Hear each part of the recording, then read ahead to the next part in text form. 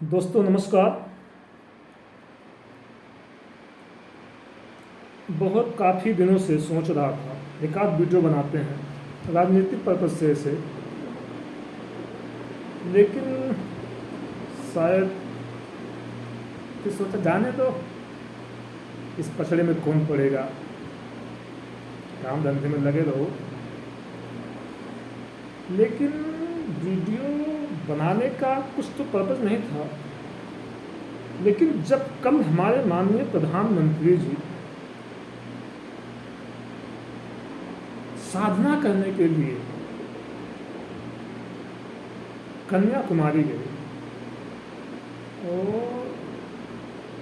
उन्होंने ये चीज़ आज पहली बार शायद नहीं किया है, 14-19 और उसके पहले भी उन्होंने बहुत बार किया है साधना। सवाल साधना का नहीं है,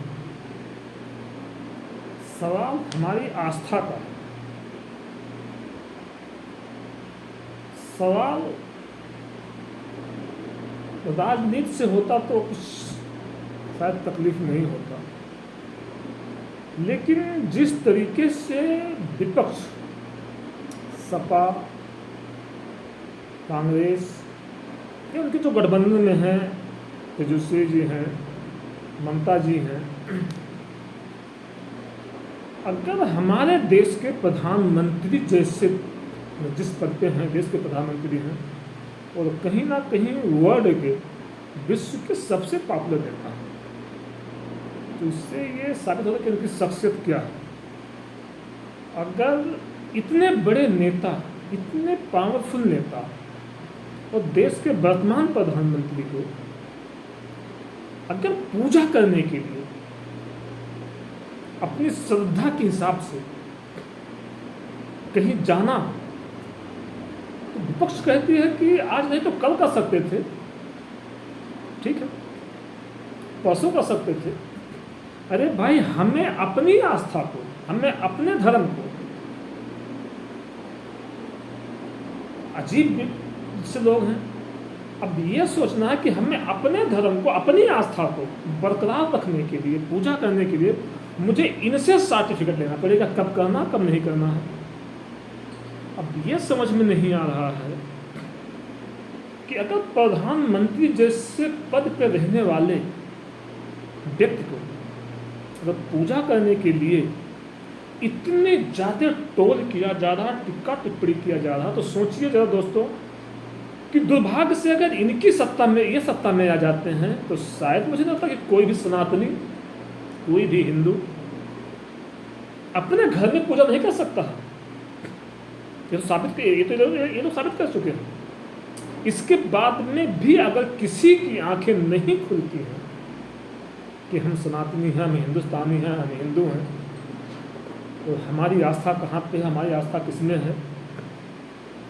तो अगर इसके बाद में भी लोग ये सोचते हैं कि नहीं ये लोग सही हैं, तो वो इस देश का दुर्भाग्य होगा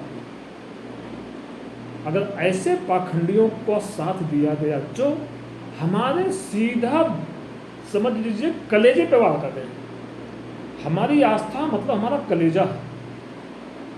अब ये बता रहे हैं कि ये तो घर में कर सकते हो, 1 तारीख के बाद कर सकते हो, 5 तारीख के बाद कर सकते हो, मतलब हमें पूजा करना है, हमें मंदिर जाना है, हमें कथा भागवत जो भी कुछ करना है, उसके लिए हमें इनसे मतलब आश्वासन देना पड़ेगा, इनकी बातों को मुझे मानना पड़ेगा। तो अगर एक प्रधानमंत्री नहीं कर सकता पूजा पाठ,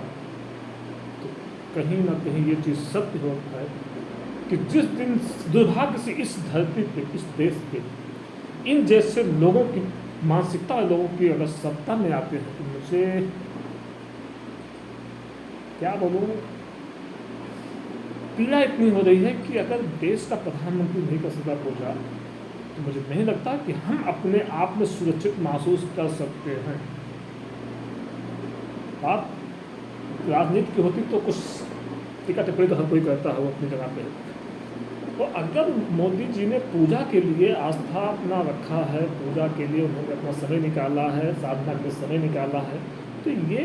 उनका अपना व्यक्तिगत है, अपने काम के साथ में हर कोई करता है। हम खेती भी करते हैं, सुबह शाम पूजा भी करते हैं,